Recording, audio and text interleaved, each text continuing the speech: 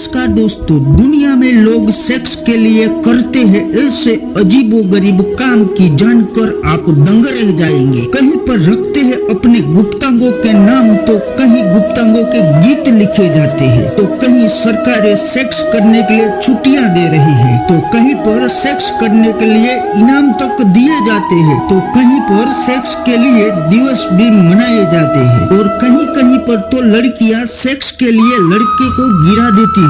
ऐसे अजीबोगरीब तरीके जो आपको हैरान करने वाले हैं। तो चलिए दोस्तों, बिना किसी देरी के वीडियो को शुरू करते हैं। तब तक आप लाइक और चैनल को सब्सक्राइब जरूर कर लें।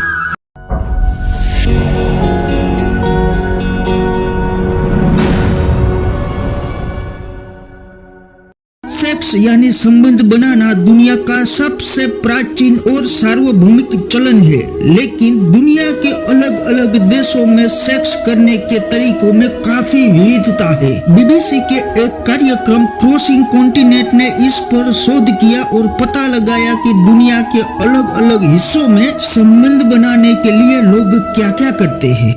हवाई मूल निवासी निजी अंगों का नाम रखते हैं।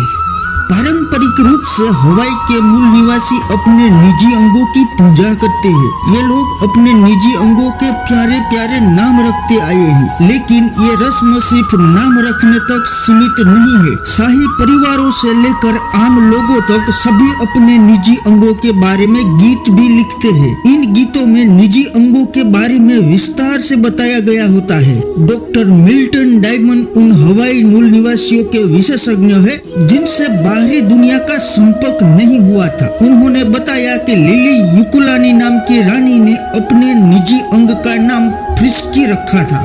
जापान के लोग कम करते हैं सेक्स।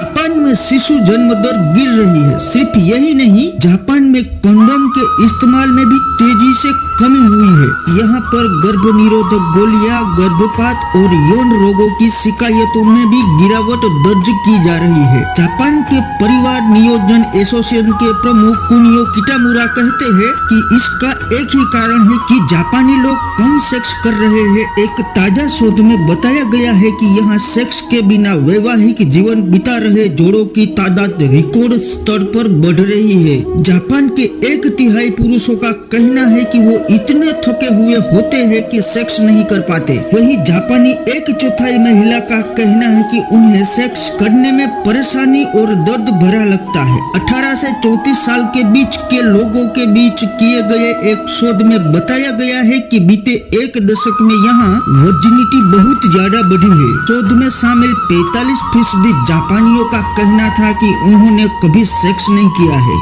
बच्चों को ना कह रही है दक्षिणी कोरियाई महिलाएं।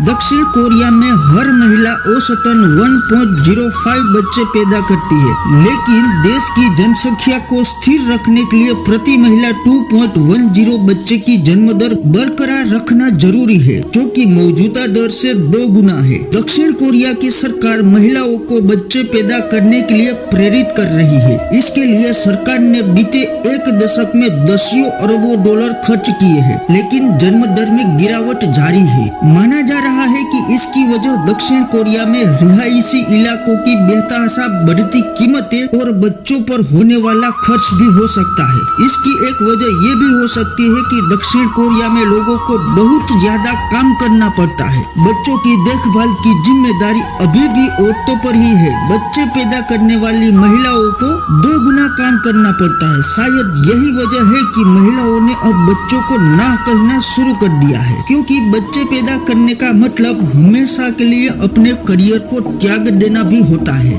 रूस में गर्भधारण दिवस होता है।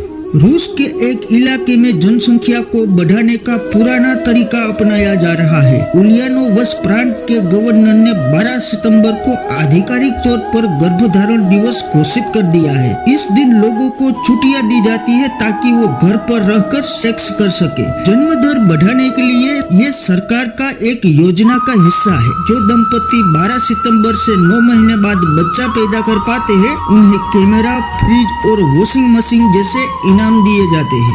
महिलाओं को मछली से रिझाते पुरुष। सेंट्रल ब्राजील के एक छोटे से गांव मेहिनाकू में पुरुष महिलाओं को मछलियों से रिझाते हैं। जो पुरुष सबसे बड़ी मछली पकड़ कर जाता है उसे महिला का प्यार मिल पाता है। इसके लिए पुरुष मछली पकड़ने की खास प्रतियोगिता में भी शामिल होता है। ऑस्ट्रिया में सेब का किस्सा।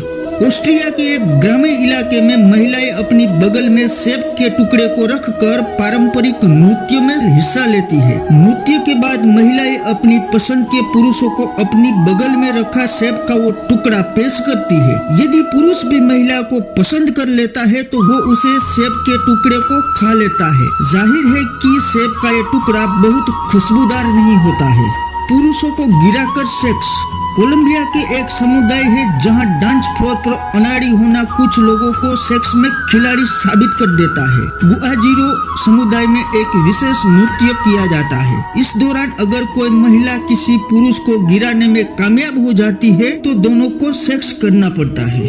डेनमार्क निवासी छुट्टियों में बच्चे पैदा करते हैं। पाइस ट्रेवल नाम की एक कंपनी ने शोध में पता चला है कि डेनमार्क के लोग सबसे ज्यादा सेक्स छुट्टियों के दौरान करते हैं। छुट्टियों में वो औसतन 46% अधिक सेक्स करते हैं। यही नहीं, शोध के अनुसार डेनमार्क के 10% बच्चों का गर्भधारण घर से बाहर छुट्टियों के दौरान ही हुआ है। साल 2014 में इस कंपनी ने घर से बाहर गर्भधारण करने वाले दंपतियों के लिए एक विशेष ऑफर दिया था। छुट्टियों के दौरान गर्भधारण करने वाले दंपतियों को 3 साल तक बच्चों से जुड़े उत्पादन मुफ्त मुहैया कराया था।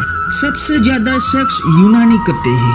कंडोम निर्माता डुरेक्स की ओर से किए गए एक सर्वेक्षण में पता चला है कि ग्रीस के लोग दुनिया में सबसे ज्यादा सेक्स करते हैं। 26 देशों के 16 से अधिक उम्र के 30,000 से अधिक लोगों पर किए गए एक सर्वे में पता चला है कि सेक्स करने के मामले में ग्रीस के लोग सबसे आगे हैं। वो एक साल में औसतन 164 बार सेक्स करते हैं। उनकी विरासत भी इसका एक कारण हो सकती है। प्राचीन काल में यूनानियों के विचार सेक्स को लेकर बेहद खुले थे। वो इसे लेकर सहिष्णु और प्रयोगात्मक भी थे। दोस्तों, वीडियो अच्छा लगा है तो दोस्तों को जरूर शेयर कर देना। साथ ही वीडियो को लाइक और चैनल को सब्सक्राइब करना ना भूले। धन्यवाद।